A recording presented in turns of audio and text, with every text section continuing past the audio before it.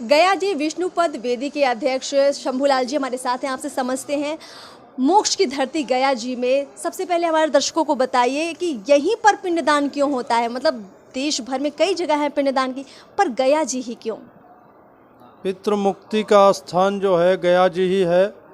और इसी के लिए जो है गयासुर राक्षस ने तप किया और उसने जो है वरदान पाया है कि जो भगवान विष्णु के चरण के ऊपर एक पिंड देते हैं तो उनका 7 गोत्र का उद्धार होता है। पिता माताश्च भार्याश्च भग्निश्च दुहितापति पितृ ससा मातृ भग्नि सप्तगोत्रान्तारे। 7 गोत्र का उद्धार है, ऐसा जो है उसने वरदान लिया है।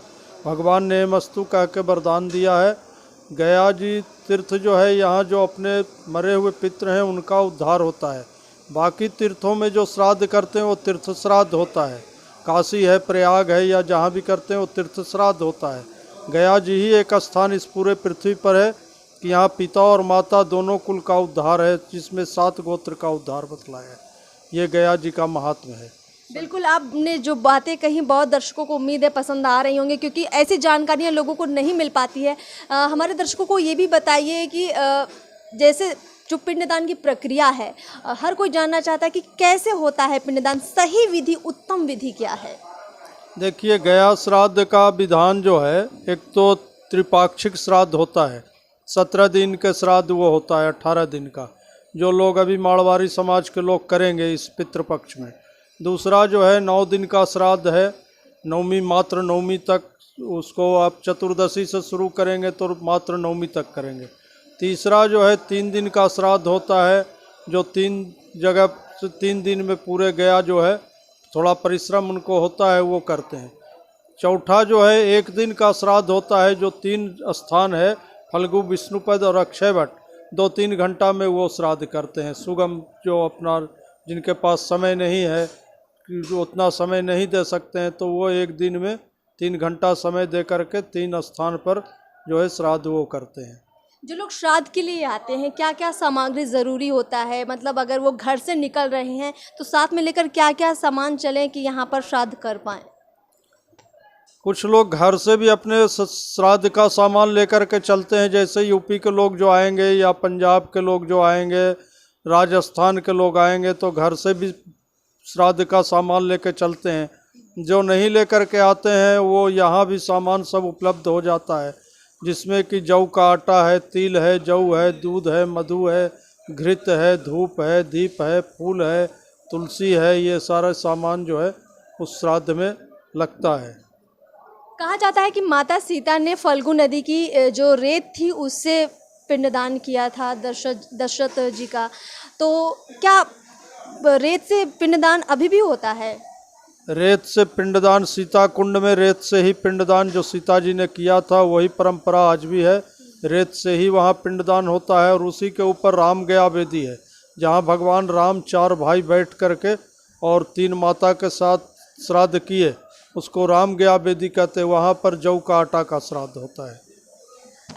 एक कथा और आपसे समझेंगे प्रेतशिला के बारे में। प्रेतशिला में जो जितने भी लोग आते हैं पितरों के तर्पण के लिए, अर्पण के लिए, वहाँ की क्या महत्वता है? कहते हैं कि जिसको मुक्ति नहीं मिले, जिस आत्मा को मुक्ति नहीं मिल रही, उससे मुक्ति दिलाने के लिए लोग प्रेतशिला में पिंडदान करते हैं। प्रेतशिला में भगवान राम भी श्राद्ध किए हैं, रामशिला में भगवान राम श्राद्ध किए हैं, तो इसलिए जो है वो श्राद्ध स्थल है। और प्रेत आत्मा से मुक्ति के लिए भी लोग वहाँ पर श्राद्ध करते हैं। जो आत्मा निकल करके और प्रेत आत्मा में प्रवेश करके और परिवार के लोगों को कष्ट पहुँचाता है, उस आत्मा के शांति के लिए भी वहाँ श्राद्ध किया जाता है। कहने का मतलब है प्रेतशिला में बुरी आत्माएं जिन्हें अभी तक कोई मुक्ति नहीं मिली है, उन्हें अगर मुक्ति दिलानी है तो प्रेतशिला जाइए। वहाँ पर जो पिंडदान की प्रक्रिया है उसमें क्या क्या सामग्री लगती है? मतलब ज़रूरी क्या है वहाँ पर सामग्री?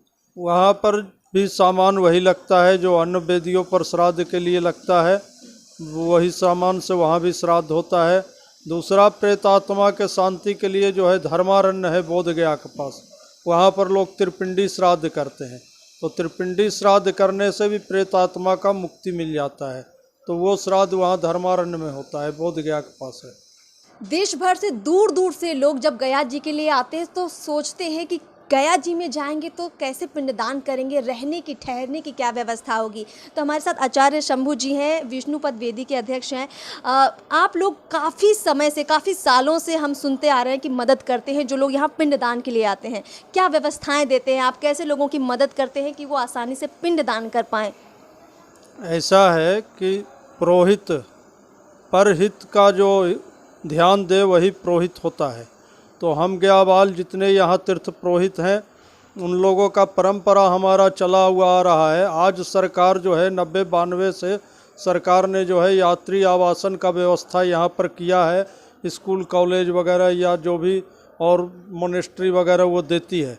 इसके पहले सारे यात्री लोग जो आते थे 92 के पहले, वो सारे यात्री अपने तीर्थ पुरोहित पंडा के आवासन में ही रहते थे। जहाँ आवासन जिन पंडा का था अपना स्वयं धर्मशाला वगैरह उसमें रखते थे, नहीं था तो फिर इस समय किराया पर भाड़ा पर मकान लेकर के भी यात्रियों का व्यवस्था हम लोग करते आए हैं।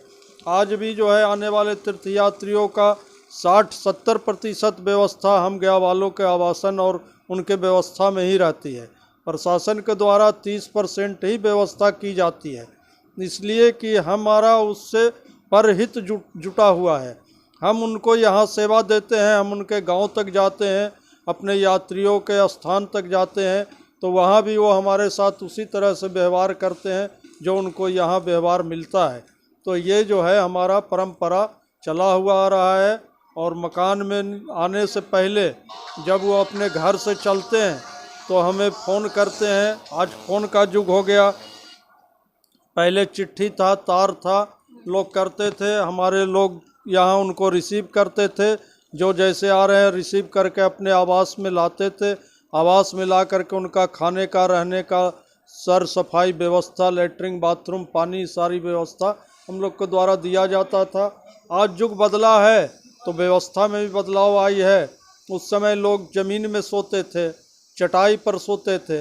आज लोग को बेड चाहिए तो उसकी भी व्यवस्था किया जाता है और उसके मुताबिक जो जैसा व्यवस्था चाहते हैं उनको दिया जाता है। देखिए, सनातन धर्म की यही खूबसूरती है कि कोई अगर तीर्थ करने भी गया है तो उसका भी स्वागत होता है, उसका सम्मान होता है, उसकी सारी व्यवस्थाएं की जाती हैं।